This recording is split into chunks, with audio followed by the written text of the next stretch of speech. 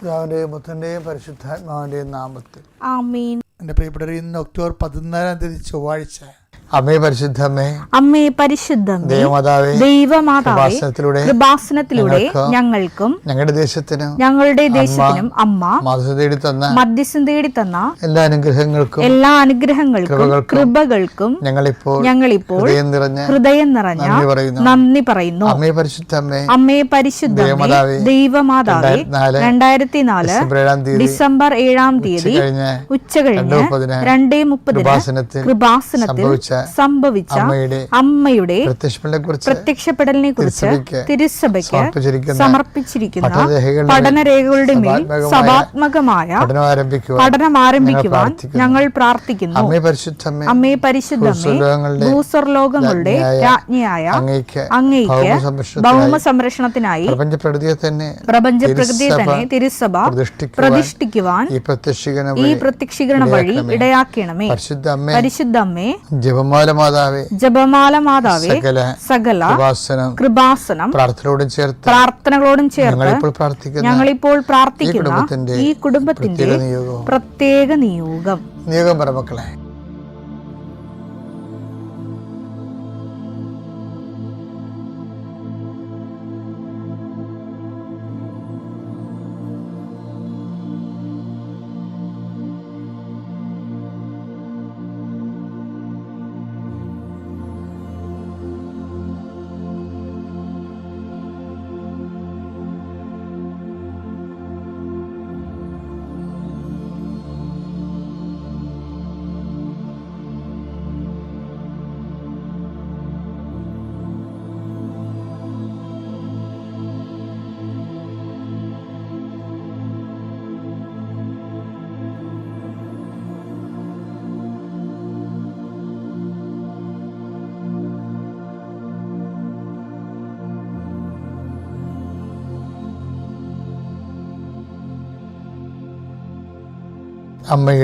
അമ്മയുടെ പ്രത്യക്ഷീകരണത്തിന്റെ ഈ അനുഗ്രഹവേളയിൽ ഞങ്ങൾക്ക് സാധിച്ചു തരുവാൻ കനിയണമേ. ആമേൻ. വിശ്വാസ പ്രമാണം. സർവശക്തനായ പിതാവും ആകാശത്തിന്റെയും ഭൂമിയുടെയും സൃഷ്ടാവുമായ ദൈവത്തിൽ ഞാൻ വിശ്വസിക്കുന്നു. അവിടുത്തെ ഏകപുത്രനും ഞങ്ങളുടെ കർത്താവുമായ ഈശോ മിശിഹായിലും ഞാൻ വിശ്വസിക്കുന്നു. ഈ പുത്രൻ പരിശുദ്ധാത്മാവിനാൽ ഗർഭസ്ഥനായി കന്യകാമറിയത്തിൽ നിന്ന് പിറന്ന് പൊന്തിയോസ് പീലാത്തോസിന്റെ കാലത്ത് പീഡകൾ സഹിച്ച് കുരിശിൽ തറയ്ക്കപ്പെട്ട് മരിച്ച് അടക്കപ്പെട്ട് പാതാളങ്ങളിൽ ഇറങ്ങി മരിച്ചവരുടെ ഇടയിൽ നിന്ന് 3-ാം നാൾ ഉയർത്ത് സ്വർഗത്തിലേക്ക് എഴുന്നള്ളി സർവശക്തിയുള്ള പിതാവായ ദൈവത്തിന്റെ വലതുഭാഗത്തിരിക്കുന്നു. അവിടെ നിന്ന് ജീവിക്കുന്നവരെയും മരിച്ചവരെയും വിധിക്കുവാൻ വരുമെന്നും ഞാൻ വിശ്വസിക്കുന്നു. പരിശുദ്ധാത്മാവിലും ഞാൻ വിശ്വസിക്കുന്നു. വിശുദ്ധ കത്തോലിക്കാ സഭയിലും പുണ്യവാന്മാരുടെ ഐക്യത്തിലും പാപങ്ങളുടെ മോചനത്തിലും ശരീരത്തിന്റെ ഉയർപ്പിലും നിത്യമായ ജീവിതത്തിലും ഞാൻ വിശ്വസിക്കുന്നു. ആമേൻ. സുഖസ്ഥനായ ഞങ്ങളുടെ പിതാവേ, അങ്ങയുടെ നാമം പൂജിതമാകണമേ. അങ്ങയുടെ രാജ്യം വരണമേ.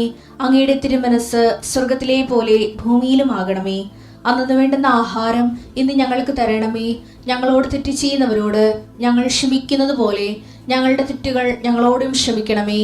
ഞങ്ങളെ പ്രലോഭനത്തിൽ ഉൾപ്പെടുത്തരുതേ, തിന്മയിൽ ഞങ്ങൾ രക്ഷിക്കണമേ. ആമേൻ. നന്മ നിറഞ്ഞ മറിയമേ, സ്വസ്തി. കർത്താവ് അങ്ങയുടെ കൂടെ സ്ത്രീകളിൽ അങ്ങ് അനുഗ്രഹിക്കപ്പെട്ടവളാകുന്നു. അങ്ങയുടെ ഉദരത്തിൻ ഫലമായി ഈശോ അനുഗ്രഹിക്കപ്പെട്ടവനാകുന്നു. പരിശുദ്ധ മറിയമേ, തമ്പുരാന്റെ അമ്മേ, പാപികളായ ഞങ്ങൾക്ക് വേണ്ടി ഇപ്പോഴും ഞങ്ങളുടെ മരണസമയത്തും തമ്പുരാനോട് അപേക്ഷിക്കണമേ. ആമേൻ. കർത്താവ്, നിന്റെ ഉന്നതമായ നാമത്തിന് സ്വസ്ഥം ചെയ്യുന്ന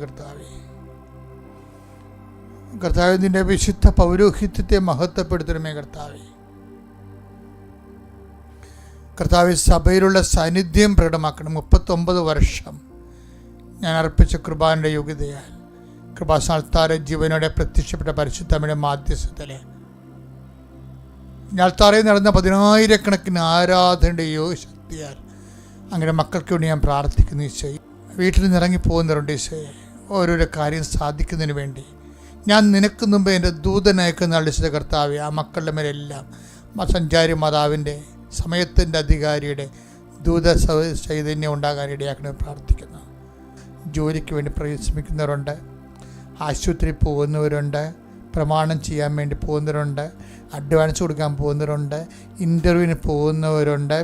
അതുപോലെ തന്നെ ഓരോരോ ക്രയവിക്രയങ്ങൾക്കും ഏജൻസിക്കും ബിസിനസ്സിനും പോകുന്നവരുണ്ട്, വിവാഹകാര്യത്തിന് വേണ്ടി പോകുന്നവരുണ്ട്, മക്കൾക്ക് വേണ്ടിയുള്ള കാര്യങ്ങൾക്ക് വേണ്ടി പോകുന്നവരുണ്ട്, വീടിനോട് ബന്ധപ്പെട്ട കാര്യങ്ങൾക്ക് വേണ്ടി പോകുന്നവരുണ്ട്, റവന്യൂ ആയിട്ടുള്ള കാര്യങ്ങൾക്ക് വേണ്ടി പോകുന്നവരുണ്ട്. ഈശോ അവരെ എല്ലാവരെയും ഏറ്റെടുക്കണമെന്ന് പ്രാർത്ഥിക്കുന്നു. ശ്രദ്ധിക്കട്ടെ. Hallelujah, hallelujah, hallelujah, hallelujah, hallelujah. Lord Jesus Christ, pour out His Spirit, let fire fingers suck with the precious blood.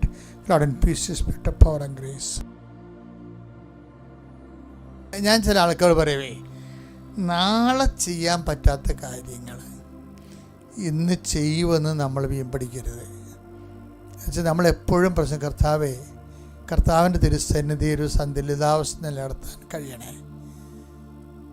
അതായത് ചില സമയത്ത് പീക്കിലോട്ട് ദൈവ ചൈതന്യം ഇങ്ങനെ പോവും, എന്നിട്ട് നേരെ ഗ്രാഫ് താഴേക്ക് വരും, പിന്നെ ഉയരും, ഇങ്ങനെ താഴും. അങ്ങനെ പോകേണ്ട കാര്യമില്ല. ശരിക്കും പറഞ്ഞാൽ യാതൊരുവിധ വെല്ലും ബ്രേക്കും ജീവിതത്തിൻ്റെ മേലില്ലെങ്കിലും എപ്പോഴും ദൈവത്തെ സംബന്ധിച്ചിടത്തോളം കിട്ടണ അനുഗ്രഹത്തിന് ആനുപാതികമായിട്ടാണ് നിങ്ങളെ കേൾക്കണ പാട്ടിന് പറ്റുന്ന ഡാൻസ് എന്ന് പറഞ്ഞല്ലേ. എന്ന് വെച്ച് കഴിഞ്ഞാൽ ഇപ്പോൾ കുടുംബ പ്രാർത്ഥനയൊക്കെ ഉണ്ട്. കാര്യം മകന് ജോലി കിട്ടി, വീടൊക്കെ വെച്ച്, അച്ഛൻ വന്ന് വീടൊക്കെ വഞ്ചരിച്ച്, ഇപ്പോൾ വലിയ മുട്ടിപ്പാടൊന്നുമില്ല, ഇപ്പോൾ ഓക്കെയാണ്. ഇനിയിപ്പോൾ കൊച്ചു നാളെ കേൾക്കുകയാണ് അവൻ്റെ വിസ ക്യാൻസലാകാൻ പോവുകയാണ്. അയ്യോ, ഞാൻ എന്തുമാത്രം കഷ്ടപ്പെട്ട് പ്രാർത്ഥിച്ചതാണ് എന്ന് പറഞ്ഞുകൊണ്ട് അപ്പം തന്നെ പിന്നെ പ്രാർത്ഥന മുടക്കുന്നേ. വരാനിരിക്കുന്ന കാര്യങ്ങൾ അവൻ നിന്നോട് പറയും. അതാണ് വിഷയം. അത് എന്നുവെച്ചാൽ കാലാവസ്ഥകളിലെ ഭേദങ്ങളിൽ കൈവരിക്കുന്ന സന്തുലിതാവസ്ഥ ദൈവത്തിരുസന്നിധിയിൽ വെടിപ്പോടെ നിൽക്കാൻ നമ്മളെ സഹായിക്കുന്നതാണ്. അപ്പോൾ ഇപ്പോൾ കുറച്ച് കാര്യങ്ങളൊക്കെ എല്ലാം ഭംഗിയായിട്ട് എനിക്കാണെങ്കിൽ ചേടത്തിമാരെ കൊണ്ട് ഭയങ്കര പേടിയുള്ളൊരു മനുഷ്യനാണ് ഞാൻ. ഇവരൊക്കെ ഇങ്ങനെ വാരിക്കെട്ടിയൊക്കെ ഓരോ കാര്യം പറയുമ്പോൾ ഞാൻ മൈൻഡ് ചെയ്യത്തില്ല. അതെന്ന് വെച്ച് കഴിഞ്ഞാൽ എനിക്കറിയാം ഇപ്പം ഇത് നല്ലപ്പോഴും കുറേ അനുഗ്രഹങ്ങളൊക്കെ കിട്ടി, മക്കളൊക്കെ രക്ഷപ്പെട്ടൊക്കെ കഴിഞ്ഞപ്പോഴാണ് ഇവർ വലിയ സംഭവമൊക്കെ പറയണമെങ്കിലും നാളെ ഇവർക്കൊരു പണി കിട്ടുകയാണെങ്കിൽ ഈ സാഹചര്യങ്ങളൊന്നും ഈ ഭക്തിയും ഉണ്ടാകത്തില്ല, പ്രാർത്ഥനയും ഉണ്ടാകത്തില്ല. മോന്തം കയറ്റി എവിടെയെങ്കിലും ദൈവത്തിനെയും തെറി വിളിച്ച് എവിടെയെങ്കിലും മൂല കുത്തിരിക്കണ കാണാം. ഇത്രയുള്ള സാധനം. ഇങ്ങനെ ഉള്ളവർക്ക് ഇങ്ങനെ തന്നെ 8 പണി കിട്ടുകയും ചെയ്യും. എന്താ കാര്യം ചെറിയാവോ? അതായത് നീ അത്തിവൃക്ഷത്തിൻ്റെ ചുവട്ടിലായിരിക്കുമ്പോൾ നിന്നെ ഞാൻ കണ്ടു. കഴിഞ്ഞ ആഴ്ച നമ്മൾ കണ്ടതാണേ ഇത്. പക്ഷേ ഇതിന് വരവ് ഇത്തിരി പെശക് വരവാണ് ഈ വരുന്നത്. ഇപ്പോൾ നീ ഒരുത്തരെ കണ്ടുമുട്ടിയ കാര്യമാണ്. ആ നാന്താരിയല്ല. റബ്ബി നീ എന്നെ എങ്ങനെ അറിഞ്ഞു എന്ന് ചോദിക്കുമ്പോൾ ഈശോ പറയും, നീ അത്തിവൃക്ഷത്തിൻ്റെ ചുവട്ടിലായിരുന്നപ്പോൾ പീലിപ്പോസ് നിന്നെ കാണുന്നതിന് മുമ്പേ. അതൊക്കെ എനിക്ക് കേൾക്കുമ്പോൾ ഭയങ്കര ഇഷ്ടമാണ്. അതായത് പീലിപ്പോസ് എന്ന് പറഞ്ഞൊരാൾ നമുക്കുണ്ടാകുമല്ലോ. നിൻ്റെ അപ്പൻ, നിൻ്റെ അമ്മ, നിൻ്റെ ചിറ്റപ്പൻ, നിൻ്റെ ആൻറ്റി, നിൻ്റെ അങ്കിള്, ഇങ്ങനെ കുറേ അണ്ണന്മാരുണ്ട്. അത് പീലിപ്പോസ്. നമ്മൾ കുറേ പീലിപ്പോസുമാരുണ്ടാവും. കർത്താവ് എന്ന് പറഞ്ഞാൽ നിൻ്റെ ആൻറ്റിയും അണ്ണനും കൂട്ടുകാരും അതാണ് പീലിപ്പോസ് എന്ന് പറഞ്ഞ ആ കക്ഷികളൊക്കെ നിന്നെ കാണുന്ന മുമ്പ് കാണാൻ തുടങ്ങിയവരാണ് ഞാൻ. യോഹന്നാൻ 1:48. അപ്പോൾ നഥാനിയേൽ ചോദിച്ചു, നീ എന്നെ എങ്ങനെ അറിയുന്നു? യേശു മറുപടി പറഞ്ഞു, പീലിപ്പോസ് നിന്നെ വിളിക്കുന്നതിന് മുമ്പ് നീ അത്തിമരത്തിന്റെ ചുവട്ടിലിരിക്കുമ്പോൾ ഞാൻ നിന്നെ കണ്ടു. ഈശോയ്ക്ക് നമ്മളെക്കുറിച്ചുള്ള അസസ്മെന്റ്. എന്നിട്ട് ഈ അസസ്മെന്റിൻ്റെ അകത്ത് ഒരു ഐഡന്റിറ്റി പറയുന്നുണ്ട്. കർത്താവ് ഫിക്സ് ചെയ്തിരിക്കുന്ന ഐഡന്റിറ്റി ഉണ്ട്. എന്താണ് അത്? ഒരു വെല്ലുവിളിയാണ് നമ്മുടെ മുമ്പിൽ. എന്താണെന്ന് വെച്ച് കഴിഞ്ഞാൽ ഇതാ ഒരു യഥാർത്ഥ ഇസ്രയേലിയൻ, ഇവനിൽ യാതൊരു കാപട്യവും ഇല്ല. എൻ്റെ മക്കളെ, ഞാൻ നിങ്ങളുടെ കാലെ പിടിച്ച് പറയുകയാണ്, കർത്താവുമായിട്ട് മുന്നോട്ട് പോകാൻ ഉദ്ദേശിക്കണമെന്നുണ്ടെങ്കിൽ ഈ വിഷയം ഒന്ന് സീരിയസ് ആയിട്ട് എടുക്കണം. യോഹന്നാൻ 1:47. നഥാനിയേൽ തന്റെ അടുത്തേക്ക്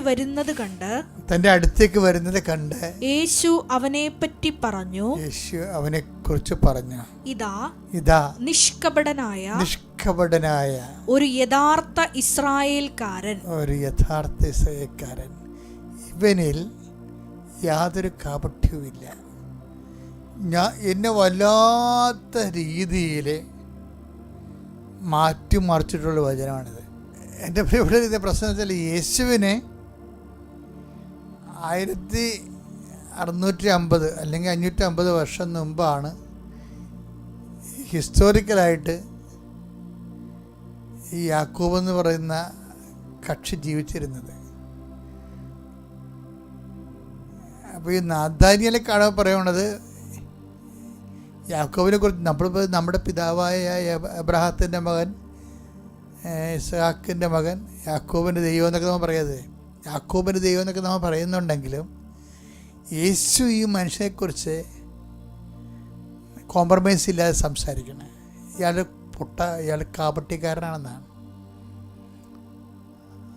അത് സുവിശേഷകന്മാർ ആ വന്ന വെളിപാട് അതുപോലെ എഡിറ്റ് ചെയ്യാതെ നേരെ അടിച്ച് കയറുകയും ചെയ്തു.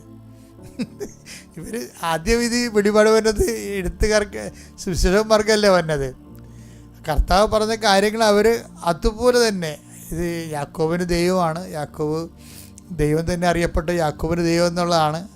അപ്പോൾ കാപട്യക്കാരൻ്റെ ദൈവമായിട്ട് അറിയപ്പെടാൻ ദൈവം ആഗ്രഹിക്കുമോ? അപ്പോൾ അതുകൊണ്ട് ഇത് വേണേൽ എഡിറ്റ് ചെയ്ത് കളയാമെന്ന് പറഞ്ഞാൽ അവരാരും എഡിറ്റ് ചെയ്ത് കളഞ്ഞില്ല. യേശു എന്ത് പറഞ്ഞ് യാക്കോബ് കാപട്യക്കാരൻ ആണെങ്കിൽ കാപട്യക്കാരൻ തന്നെയാണ്.